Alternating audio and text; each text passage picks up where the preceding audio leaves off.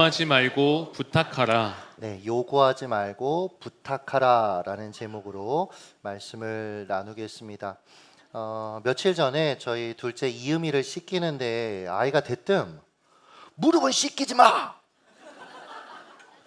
순간 두 마음이 드는 거예요, 부모로서. 먼저는 아이의 말에 담긴 진짜 메시지가 있잖아요. 그러니까 유치원에서 무릎을 다쳤는데 물에 닿으면 이게 쓰라릴 것이 예상된 나머지 다급하게 잿단에는 표현한다는 게 무릎은 씻기지 마. 그럼 여러분 우리가 어떻게 해야 돼요? 알잖아요. 우리 의미가 다친 부위에 물이 닿으면 쓰라릴 것이 염려되었구나. 심층적 공감을 해드릴 것인가? 아니면 야, 그래도 아빠한테 그렇게 무례하게 말하는 건 아니야. 반격할 것인가? 이 갈등이 되는 거예요, 순간에. 요즘 저희 아이들이 자주 내뱉는 세 가지 사랑하는 단어, 애용하는 단어가 있습니다. 짜증나, 지겨워, 싫어. 왜 이렇게 말하는지 그 속뜻은 알아요, 제가. 근데 막상 이렇게 말하는 아이들을 마주 대할 때마다 저도 마음이 막 짜증이 나고 너무 어려워지는 거예요. 그래서 그냥 안 되겠다 싶어가지고 이음이를 씻긴 뒤에 이제 머리까지 다 말려주고 나서 아이를 붙잡고 평상시 아이가 제게 하는 모습을 그대로 흉내내줬어요. 짜증나, 지겨워, 싫어. 그랬더니 얘가 아빠가 안 하던 짓을 하잖아요. 순간 멋쩍었든지 이렇게 머리를 긁적거리면서 내가 저렇게 말했나? 이러면서 계속 웃어요. 그러면서 계속 해보래요. 그래서 이제 좀 분위기가 누그러져서 기회다 싶어서 알려줬어요. 이음아, 아빠한테 말할 때 무릎 씻기지 마 이렇게 명령하는 게 아니고 무릎은 씻기지 말아주세요, 부탁해요 라고 하는 거야. 그럼 아빠가 왜? 라고 물을 수 있거든.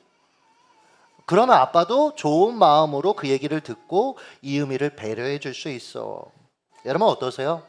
가장 가까운 가족, 친구, 동료들에게 어떤 언어를 주로 사용하십니까? 말이 행동에 미치는 영향을 수십 년간 연구한 사회 심리학자인 존 바그라는 사람이 있어요. 이분이 굉장히 재미있는 실험을 했는데 두 그룹의 학생들에게 단어 카드를 나눠준 거예요. 그리고 문장을 완성해라 이런 시험을 치르게 했습니다. 한 그룹한테 준 단어는 주로 방해하다, 귀찮게 하다, 강요하다 같은 무례함과 관련된 단어를 뒤섞인 문제를 풀게 했고요. 또 다른 그룹에게는 존중하다, 배려하다, 양보하다 같은 정중함과 관련된 언어를 풀게 했어요. 그리고 문제를 다 푼 사람은 옆 강의실에 가서 대기 중인 선생님한테 다음 시험에 관한 어떤 설명을 들으세요, 공지를 들으세요, 그렇게 이야기해 줬어요. 그런데 이게 함정이었습니다. 학생들이 문제를 다 풀고 나서 찾아간 강의실에는요, 미리 섭외된 배우가 있었어요. 이 배우가 대기하고 있는 강사 선생님하고 지금 나는 와서 다음 공지를 들어야 되는 그 학생 앞에서 오래 이야기하도록, 생각도 안 하고 쳐다보지도 않고 계속해서 이야기하도록 그렇게 장치를 만든 거죠. 그런데요, 재미있는 게 무례함과 관련된 단어에 사전 자극을 받는 학생들의 65%는요 자기도 똑같이 무례하게 교사와 배우의 그 대화가 끝나지 않았는데 중간에 컷해버렸어요. 끼어들었어요.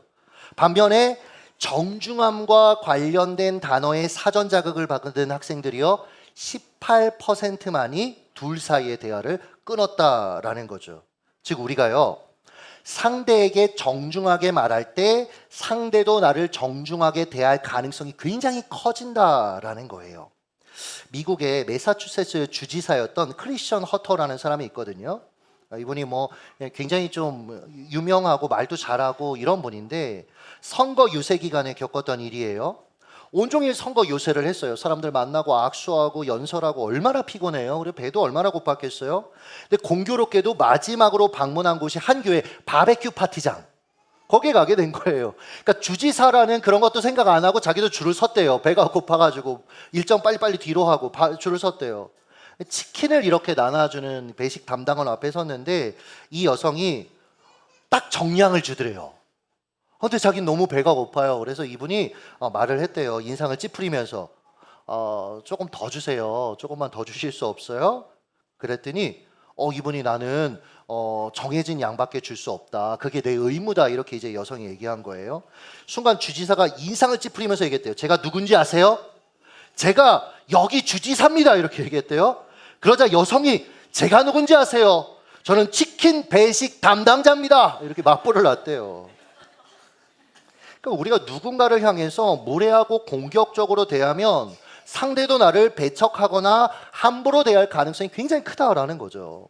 반면에요, 공손하게 따뜻하게 대하면 그도 나를 환대할 가능성이 높아지는 거죠. 이 관점으로 오늘 다니엘이 환관장에게, 우리가 너무 잘 아는 성경 아닙니까? 왕의 음식을 먹지 않게 해달라고 부탁했던 장면을 좀 유심히 살펴보고 싶어요. 8절을 한번 여러분 읽어주시죠. 시작. 다니엘은 뜻을 정하여 왕의 음식과 그가 마시는 포도주로 자기를 더럽히지 아니하리라 하고 자기를 더럽히지 아니하도록 환관장에게 구하니. 와, 여러분 대부분 이 본문을 설교할 때 신앙의 마지노선이 있어야 된다.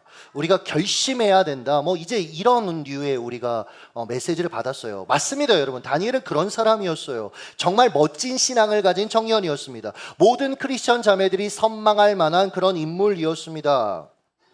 며칠 전에 제가 들은 얘기인데 나는 솔로 2기에 자, 이거 본 적이 없는데 요번에 이제 좀 관심을 갖게 됐어요. 여기에 출연해서 결혼까지 꼴이난 커플이 있더라고요. 영숙 커플. 둘 다 예쁘고 잘생겼어. 근데 둘 다 신앙인이에요. 그래서 첫 만남에서 만났을 때 사실 별 기대 없이 만났는데 얘기하다 보니까 서로 신앙인인 걸 알게 된 거예요. 그래서 하루 종일 신앙 얘기만 했대요. 그래서 통편집됐대요. 근데 둘은 너무 좋았던 거죠. 그러니까 다른 사람 안 보이고 거기서 잘해서 결혼까지 이제 골인을 한 거예요. 이 커플이 최근에 CTS 내가 매일 기쁘게 출연을 했어요. 그래서 화제가 됐었는데 네, 잘생겼더라고요. 제가 이 얘기를 딱 교육자들한테 듣고 나서 이런 생각이 드는 거예요. 우리 교회에서 제가 몇 년째 소개팅을 좀 열었으면 좋겠다. 혁신도시에 있는 우리 청년들을 데려다가 좀 소개팅을 우리 교회에서 한번 했으면 좋겠다. 제가 그래서 막 교육자들 그날 얘기했거든요. 그래서 이 커플을 섭외를 하자. 그렇게 해서 거기서 소개팅도 하고 하이가 나와서 뭐 레크레이션도 하고 그리고 우리 청년들 거기다 끼워 넣고 해서 다 보내버리자 뭐 이런 얘기를 막 했단 말이에요. 근데 다음 날 김수경 소장님하고 이제 만나서 무슨 얘기를 하다가 제가 이 생각을 얘기했더니 목사님, 제가 이틀 뒤엔가 그 크리스찬 데이트 우리 교회에서 이 앱을 가지고 두 커플이 결혼을 했거든요. 이걸 만든 대표, 이분이 카이스트 출신이더라고요. 그러니까 굉장히 이런데 머리가 잘 돌아가는 거죠. 이 대표하고 미팅을 잡았다는 거예요. 그분이 소장님한테 그 어떤 일에 대해서 좀 도와달라고. 그리고 알고 보니까 코로나 전에 이 업체에서 요청을 해서 소장님이 거기서 꽤 큰 역할들을 하셨더라고요. 그래서 다시 이제 만나게 된다, 대표하고. 그래서 제가 얘기했죠, 대뜸. 기회다. 하나님의 응답이다. 그 데이트 업체하고 우리를 연결해달라. 그래서 경북 지역에 있는 크리스천들 그 데이팅 앱에 들어간 친구들을 다 여기로 모으고 우리 청년들도 가입을 하되 뒤에서 압박을 넣어서 내가 신혼을 보증한다 해서 끼워 넣고 그래서 여기서 우리가 성탄절이나 이럴 때 따뜻한 시간을 보낸다면 그래서 몇 명이라도 치울 수 있다면 좋겠다. 그렇죠? 이게 구체화되고 있어요. 이제 날짜 조율하면 되는데 그래서 매년 해서 다 치우고 싶은 마음이 있는데 우리 청년들 제가 진짜 바랍니다. 다니엘 같은 우리 남자친구들 만나시기를 축복합니다. 루카 같은 그런 여성들 만나시기를 제발 축복합니다. 진짜로 다 보냈으면 좋겠어요. 여튼 다시 돌아와서 쓸데없는 얘기했는데 다니엘은 참 신앙이 멋진 청년이었어요. 나는 하나님 나라의 백성이다. 다른 건 몰라도 내 신앙을 부인하는 행위인 왕의 음식만은 내가 먹을 수 없다. 음식을 먹지 않으면 온갖 불이익이 찾아와요. 아니 생존을 장담할 수도 없는 상황이었지만 그는 뜻을 정하고 환관장에게 왕의 음식을 먹지 않도록 이제 이야기한 거죠. 근데 제가 오늘 주목하고 싶은 건 뭐냐면 다니엘이 이 거룩한 하나님 앞에서의 신앙적인 결심을 무례하게 표출하지 않았다라는 거예요.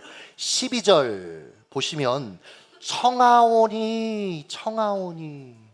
한번 읽어보겠습니다. 시작. 청하오니 당신의 종들을 열흘 동안 시험하여 채식을 주어 먹게 하고 물을 주어 마시게 한 후에. 우리가 잘 알고 있는 내용이죠. 근데 청하오니 이 말 우리가 그냥 흘러 넘깁니다.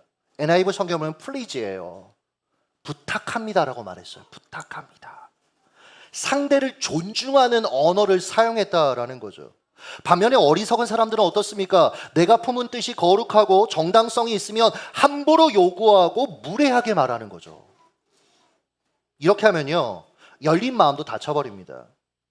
즉 무례한 말은 상대방을 더 방어적으로 만들고 상황을 꼬이게 할 뿐이다라는 거예요. 이 의미가 저에게 무릎은 씻기지 마! 아예 영원히 안 씻겨버리고 싶더라고요. 회사 안에서도 똑같습니다. 내가 상급자니까 부하 직원에게 무례하게 요구하고 명령조로 계속 말해보세요. 부하 직원의 마음이 점점 다칩니다. 그리고 조직을 위해 희생하지 않으려고 해요. 그리고 떠나려고 하죠. 여러분, 어떤 조직이나 자발성과 희생이 담보되지 않으면 그 조직은 성장할 수가 없습니다, 여러분. 가정도 누군가의 희생, 근데 한 사람한테 자꾸 희생을 강요하면 안 되겠죠. 자발적인 서로의 희생이 있어야, 교회 공동체도 그래야 사실은 계속해서 성장해 갈 수 있는 겁니다. 건강하게 갈 수 있는 겁니다. 근데 그렇게 안 되는 거죠. 인재들이 떠나요. 그 소문 안 들리겠습니까? 여러분, 장신대 신대원에 가보면, 뭐 학부도 가봐도 교회들을 향해서 블랙리스트가 있대요. 어떤 목사님이 저한테 얘기하면서 막 신세한탄을 하는 거예요. 요즘 신학생들 사명이 없고 너무 요즘 MZ들 이해가 안 되고, 그래서 제가 그분한테 그 말씀 드렸어요. 근데 목사님, 그런 경향이 있을 수는 있겠는데 우리도 반성해야 돼요, 목사님. 왜냐하면 위에 있는 사람이 변화를 만들 수 있지 아래에 있는 사람들이 변화를 만들 수 없어요. 한국교회가 지금까지 이분들한테 얼마나 많은 희생을 강요했는지를 생각해 본다면 사실은 그런 블랙리스트가 돈다라는 거에 대해서 기분 나쁘기보다는 좀 고민해야 되지 않을까, 제가 그런 얘기를 했었거든요. 그런데는 여러분, 아무리 사례비를 많이 준다고 해도 인재들 안 갑니다. 그러니까 여러분, 다시 돌아와서 내가 속한 공동체에서 나는 어떤 언어를 사용하고 있는지 점검해 볼 필요가 있다라는 거예요. 다니엘은 이것을 알았던 것 같아요. 그래서 환관장에게 정중히 부탁합니다라고 말했어요. 부탁합니다. 우리도 한번 여러분 이 시간 연습해 보겠습니다. 옆에 분에게 정중하게 한번 말해 보세요. 부탁합니다. 부탁합니다. 네, 부탁합니다. 부탁합니다. 제가 요즘 저희 이은미한테 실험해 보거든요. 저는 실험이 담보가 안 된 설교는 웬만하면 안 해요. 아이가 막 무례하게 얘기하면 얘기해요. 이은아, 부탁합니다라고 얘기해야지. 그럼 너무 웃긴 게 뭔지 알아요? 목소리 톤 자체가 부드러워져요. 부탁합니다 이래져요. 이 말 자체가 주는 힘이 아이에게 이제 느껴지는 거죠. 자기도 어떻게 해야 될지를 아는 거죠. 그러니까 언어 사용이라고 너무 중요한 거예요, 여러분. 이제 상대에게 부탁합니다라고 말할 때 염두에 둬야 될 몇 가지 원칙을 좀 여러분들에게 설명해 보겠습니다. 첫 번째, 미소로 말해야 돼요. 미소로. 다니엘이 왕의 음식을 먹지 않도록 배려해달라고 환관장에게 부탁하는 장면을 상상해 봤어요. 비장한 얼굴로 말했을까요? 인상을 찌푸리면서 말했을까요? 평상시에 환관장이 무슨 얘기면 다니엘이 앉아가지고 이러고 있었을까요, 여러분? 아니라는 거예요. 미소로 말했고 평상시에도 미소로 대했을 거예요. 우는 얼굴에 침을 어떻게 뱉어요? 제가 우리 가이자매, 지금은 나이가 들었어요. 노세에 가고 있는데 우리 가이자매가 고등학교 때, 대학교 막 1, 2학년 때요, 쟤를 보면 기분이 좋아요. 그러니까 이런 거 있잖아요. 자매들 뭐 한창 때 나뭇잎이 이렇게 막 굴러가도 웃는다고, 그런 거예요. 가끔은 이상해요. 왜 웃지 이 타이밍에? 막 웃어요. 근데 저 친구하고 같이 있으면 너무 좋고, 그래서 가희하고는 얘기하고 싶다. 근데 나이가 들면서 웃음이 점점 사라지더라. 그 아이들이요, 하루에 400번 정도 웃는데요. 근데 성인이 되면요, 하루에 30번 웃는데요. 그러니까 나이가 든다는 게 웃음을 잃어가는 거예요. 내가 나이가 들었나? 웃음을 잃어가면 그러니까 여러분, 미소라는 게 얼마나 힘이 있는지 몰라요. 상대방의 마음을 여는 힘이 있어요. 물론 다니엘이라고 환관장에게 그냥 미소만 보였을까? 전 그렇게 생각하지 않아요. 그는 기도했을 겁니다. 그 뒤에, 미소 뒤에 기도가 있었어요. 하나님은요, 그 기도를 들으시고 미소를 사용하셔서 상황을 여셨던 것이죠. 연결되는 거예요, 신앙은. 그러므로 여러분, 모든 일에 기도하셨으면 좋겠어요. 자, 이 부분을 오늘 정말 강조하고 싶어요. 기도는 분명 불가능을 가능케 하는 영역이 맞습니다, 여러분들. 기도할 때 없었던 용기가 생기고요. 기도할 때 굳게 닫힌 기회의 문이 열리기도 하고 나와 전혀 상관없는 이들이 내 삶을 도와주기도 합니다. 그러니 여러분 정말 부탁해요. 목회자로서. 여러분의 삶을 정말 사랑하거든요. 어떤 성도님 저한테 그러더라고요. 목사님, 우리 교회는 이런 것까지 신경 써줘요? 이게 나쁜 의미가 아니고 어떻게 이런 것까지 성도들의 삶을 신경 쓰고 교회에서 그런 것을 향해서 관심을 갖고 그렇게. 왜냐면요, 여러분, 여러분이 여기 나와서 예배 드리는 거 너무 감사하고 저도 너무 좋고, 그리고 하나님 앞에 그건 당연한 건데, 근데 저는 이 모습이 아니고 여러분이 일상에서 하나님 앞에서 정말 그 감사와 행복을 누렸으면 좋겠고요. 부부가 정말 살맛 난다고, 예수 안에 사는 것 살맛 난다고 서로 고백했으면 좋겠고요. 자녀들과 더불어 살아가는 그 삶이 정말 의미 있다라고 그걸 발견하는 눈과 삶이 있었으면 좋겠고요. 그 단순히 교회에서 뭔가를 잘하는 걸 원하지 않아요, 여러분. 정말 여러분이 예수 안에서 새로운 삶을 살았으면 좋겠어요. 그 하나의 영역이 저는 기도라고 생각을 해요. 여러분, 두렵다면, 막막하다면, 정말 내 가정과 내 삶 가운데 돌파할 힘이 없다면 부탁드립니다. 여러분, 기도하셔야 합니다. 간절히 기도하셔야 합니다.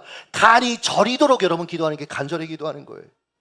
적어도 하루에 1시간 이상 여러분. 정말 끈질긴 기도의 승부가 다시금 여러분의 삶 가운데 있기를 예수님의 이름으로 축복합니다.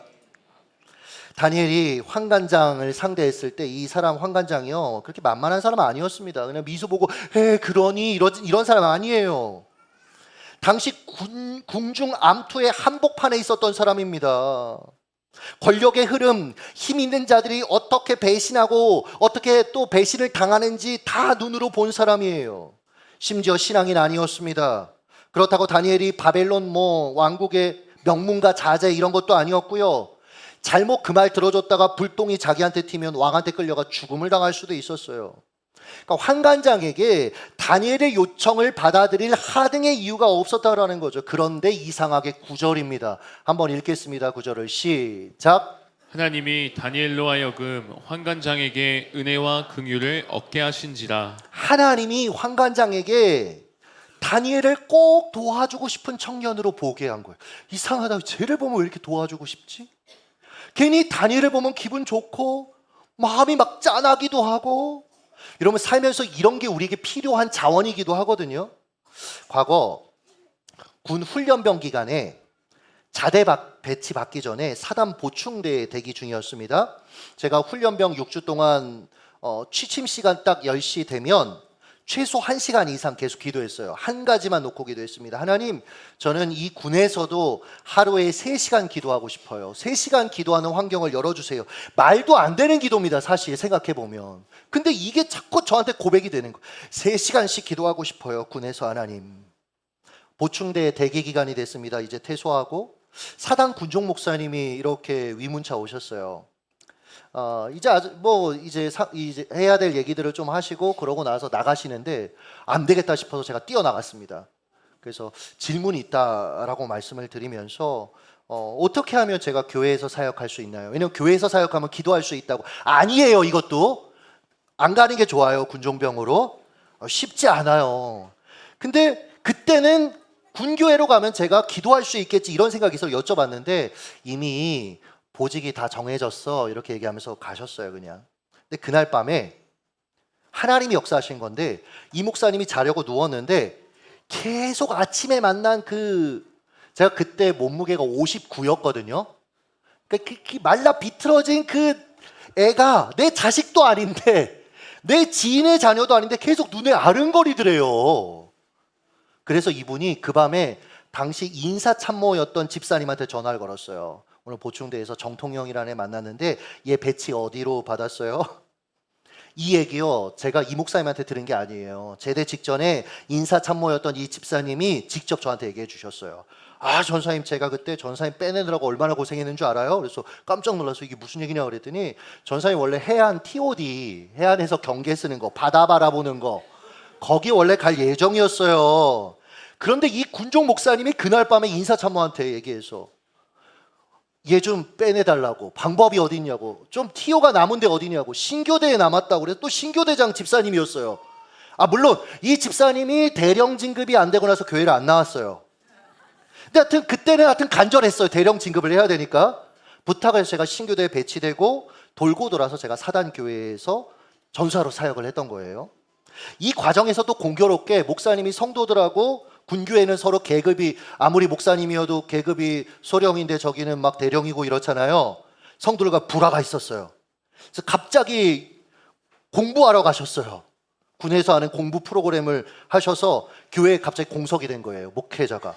그래서 제가 새벽 기도부터 시작해서 모든 예배 설교하게 됐고요. 게다가 새로운 사단장님이 이영재 사단장님이라는 분인데 장로님이셨어요. 이분이 얼마나 대단한 분인지 아세요? 밤새 술을 마시고도 새벽 기도에 와서 앉아 있어요. 군인 정신. 그러니까 간부들이 다 와서 새벽 기도해요. 사단장님이 오니까 제가 낮에 기도하고 성경 보고 있으면 순찰 중인 간부가 물었어요. 너 일과 시간에 지금 뭐 하는 거야? 네, 내일 사단장님이 새벽 기도에 오시는데 그래서 준비 중이에요. 이렇게 얘기해야 되잖아요. 야, 네가 매일 사단장님한테 정신교육 새벽에 한다는 그 아이구나. 열심히 해야 돼. 터씨 하나 빠뜨리지 말고 확실하게 준비해. 그러니까 합법적으로 하루에 3시간 기도할 수 있고 성경 볼 수 있고 연구할 수 있는 그런 기회가 제게 있었고 군생활을 마무리했어요. 사람들은 좋은 자리 가려면 인사청탁하죠. 근데요, 하나님의 사람들은 기도함으로 우리가 도달할 수 없는 자리에 갈 수도 있어요. 요행을 바라는 얘기는 아닙니다. 그러나 내 삶의 최선 속에 하나님 앞에 간구할 때 하나님이 내가 열 수 없는 기회의 문을 사람들을 통해 여실 수도 있다는 거예요. 기도 얘기가 나왔으니 최근에 한 집사님이 그러셨대요. 수요 기도의 참맛을 알았습니다. 이전까지 한 번도 소리내서 기도해 본 적이 없으셨대요. 근데 수요 기도에 나와서 소리내서 기도하는데 이게 너무 좋아서, 아, 이래서 사람들이 수요일만 되면 수요 기도에 가는구나. 기도의 참맛을 알고 싶으십니까? 다시 기도의 자리로 나오세요, 여러분들. 정말 아무리 바빠도 여러분 그 시간이 여러분의 인생에 얼마나 중요한 시간인지를 기억하면서 여러분 한번 도전해 보세요. 그리고 다시 일상의 기도의 자리를 세워 보세요. 여러분, 제발 부탁입니다. 여러분이 잘 됐으면 좋겠어서 이런 마음이에요. 여러분이 가진 한계와 자원으로만 절대 살지 마세요. 하나님의 자원을 누리시기를, 기도하며 사시기를 예수님의 이름으로 축복합니다. 다시 돌아와서, 그런데요, 하나님이 우리 기도에 응답하실 때 나와 관련된 사람을 사용하신다는 걸 기억하시고요. 그러니까 여러분, 그래서 미소가 필요해요. 미소로 부탁하는 삶의 모습이 필요하다라는 거죠. 환관장도 그 모습을 본 거예요. 그러니까 하나님이 역사하실 때 그 모든 과정들이 일어날 수 있었다라는 거죠. 그러니 웃음으로 사람들을 대하십시오. 미소로 여러분 부탁하는 지혜가 있기를 예수님의 이름으로 축복합니다. 부탁할 때 명심해야 될 두 번째는 뭐냐면 적절한 타이밍을 잘 보고 하셔야 돼요. 다니엘이 볼 때 환관장이 업무가 너무 바쁜 타이밍에 말하지 않았을 겁니다. 뭔가 일이 꼬여서 기분 나쁜 그 시점에 가서 말하지 않았을 거예요. 혹은 그가 어떤 부담감을 느끼고 있을 때 부탁하지 않았을 겁니다. 그가 마음이 좋을 때, 업무 성과가 좋아서 너그러울 때, 그때 말했을 거예요. 며칠 전에 제가 좀 부담감이 있는 게 있었어요. 어떤 일에 대해서 교회 일 처리하면서. 그래서 이렇게 들어왔는데 갑자기 수광전사가 저한테 오더니, 목사님, 진지하게 앉아서 얘기할 게 있다는 거예요. 근데 진지하게 얘기하고 싶지 않더라고요. 들어오라고 그랬어요. 그래서 제 앞에 앉으라고 하고 탁 마주보고 앉아있는데, 물론 트릭이었어요. 스승의 은혜는 이러면서 와서 제가 완전 당하기는 했어요. 아주 교육자들이 교묘하죠. 사람을 배치해도 딱 적절하게 배치해서 뭐 쓸데없는 얘기 하더라고요. 목사님, 저 뭐 뾰북 투어에서 일본 갑니다. 알고 있는 거 막 자기도 할 말 없으니까. 그러니까 여러분, 좋은 타이밍을 보고 말하는 것도 지혜입니다. 다니엘 그런 사람이었어. 어떻게 제가 이걸 알았냐면 다니엘 2장 14절에 보면 다니엘이 명철하고 슬기로운 말로 말했다. 여기 슬기롭다라는 히브리 단어가 미각이라는 뜻입니다. 미각. 저희 이음이가 미각이 정말 예민해요. 특히 계란. 정말 교회에서 귀신같 이런 표현 좀 이상한데 귀신같이 알아내요. 정말 소량이 들어가도 딱 보고 계란하고 안 먹는단 말이에요. 그러니까 미각이 발달되어 있는 거죠. 여러분 다니엘은요 말할 때를 분별할 수 있는 미각이 있었던 거예요. 때에 대한 분별이 있었던 사람이라는 거죠. 잠언 15장 23절 때에 맞는 말이 얼마나 아름다운고 적절한 말. 아무리 좋은 말도 때에 맞아야 아름다운 겁니다. 최근에 밤 10시쯤에 한 목사님이 저한테 전화가 왔어요. 깜짝 놀라서 제가 자다가 전화를 받았습니다. 무슨 일이 생긴 줄 알고. 근데 별일 아니었어요. 안부 전화하셨대요. 근데 당시 느꼈던 마음이 이 목사님이 나를 생각해 주시는구나 이게 아니었고 당혹스러운 거예요. 그리고 좀 불편하기도 하고. 이와 같은 상황이 성경에 여러분 나오더라고요. 근데 잠언 27장 14절 읽습니다. 시작. 이른 아침에 큰 소리로 자기 이웃을 축복하면 도리어 저주같이 여기게 되리라. 네. 아무리 좋은 것도 여러분 아침부터 막 큰 소리로 얘기하고 축복한다고 여러분 그게 축복같이 들리지 않고 저주같이 느껴지는 거죠. 그러니까 말할 적절한 때를 아는 지혜를 구하는 것도 우리의 삶에 필요하다는 거죠. 마지막으로 부탁은요 고민이 녹아 있어야 돼요. 그러니까 고민이 녹아낸 부탁을 하셔야 된다고요. 무조건 필요하니까 요청하는 게 아니라 고민하면서 이야기해야 된다라는 거죠. 다니엘은 환관장의 상황을 유심히 분석한 어떤 결과물을 가지고 부탁을 합니다. 이렇게 얘기했죠. 채식을 부탁할 때 10일 정도 테스트 기간을 한번 더 보시는 게 어때요? 그 기간에 왕의 음식을 먹지 않은 저희들과 그리고 왕의 음식을 먹은 저 친구들 10일 뒤에 모아서 인바디 측정을 한번 해보세요. 그래서 건강에 이상이 저희가 없다면 계속 채식을 할 수 있게 저희에게 배려해 주세요. 이렇게 얘기한 거예요. 환관장 입장, 여러분의 환관장 입장이라고 생각해 보세요. 괜찮은 제안이거든요.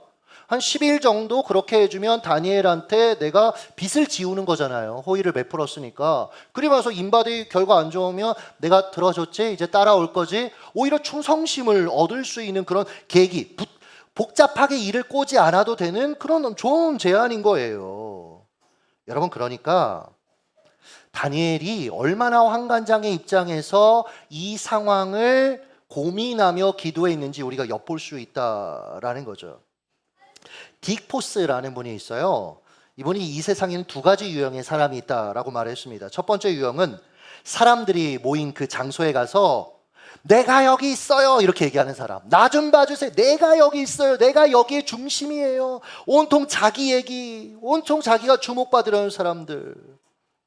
이런 사람들은 자신을 엄청 대단한 존재로 생각하고요. 항상 자기 위주로 생각하는 경향이 있다고 해요. 며칠 전에 선배 목사님이 김천에 찾아오셔서 저한테 그러시더라고요. 자신은 어디를 가든지 나는 여기서 가장 낮은 사람이다 라고 생각하면서 앉으신대요. 그러니까 유익이 있대요. 남들이 나를 알아주든 몰라주든 내게 말을 걸어주든 아니든 꾸준히 그 모임에 참석할 수 있게 되더래요. 말하기보다 듣는 사람이 되고 그러면서 사람들이 점점 자신을 주목해 주더래요. 여러분 우리가 누구보다 내가 저 사람보다는 내가 더 높지, 내가 권리가 있지 이렇게 생각하면 어때요 여러분? 무례하게 행동하지 않습니까? 함부로 말해요. 왜요? 자격이 있는데 자격 대우를 안 해주니까. 그래서 제가 이걸 실제로 그날 이후로 계속해서 어딜 가든지 적용해 보거든요. 집에 들어갈 때도 나는 가장 낮은 자야. 그러니까 아내하고도 차 타면서 얘기해요. 나는 여기서 가장 낮은 자야. 가장 낮은 자야. 서로 낮은 자의 싸움을 하는 공동체 얼마나 좋아요. 그렇잖아요. 예전에 김지웅 목사하고 김지웅 목사 친구가 맨날 둘이 보면 하여튼 뭐 섬김만 한다고 막 서로 막 이러더라고요. 근데 여러분 이건 오바고, 근데 우리가 하나님 앞에서 나는 참 낮은 자야 이런 마음을 갖고 살아야 하고 다른 이와의 관계에서도 이런 모습으로 살아갈 때 얼마나 많은 유익이 있겠느냐라는 거죠. 두 번째 유형의 사람들은 모임 장소에 들어오면 속으로 당신 거기 있었군요. 이 표현 자체가 좀 너무 기분 좋더라고요. 당신 거기 있었군요. 아무도 알아주지 않는데 당신 거기 있었군요. 이들은 자기 중심성을 문 앞에 두고 모임에 참석하는 사람들이래요. 그러니까 다른 사람 위주로 생각하고 다른 사람 이야기 들어주고 또 배려하고, 그러니 자기 의도와 다르게 어때요? 사람들에게 환영받고 사람들이 더 좋아하고. 그러니까 여러분 어떤 유형의 사람이세요? 그럼 우리가 진지하게 고민해 볼 필요가 있다는 거죠. 이제 말씀을 맺도록 하겠습니다. 오늘 말씀을 미리 준비해 놓고 일주일을 살아봤어요. 내가 살아낸 말씀을 전하고 싶어서 묵상하고 일주일을 살아가는데 자꾸 엉뚱한 성경 구절이 하나가 계속 기도하면 떠오르는 거예요. 계시록 3장 20절, 볼지어다 내가 문 밖에 서서 두드리노니. 이게 뭐지 도대체? 근데 한 가지 제가 알게 된 게 뭐냐면, 오늘 설교 포인트가 뭐예요? 잘 부탁하자는 거잖아요. 근데 주님이 저한테 부탁하고 계시더라고요. 제 스스로에겐 이게 되게 충격이었어요. 알고 있었지만 주의 깊게 생각하지 않았던 사실, 주님이 볼지어다 내가 네 마음의 문 밖에 서서 두드리면서 기다리노니. 통영아, 마음문 좀 열어줄래? 주님이 너무 고맙더라고요.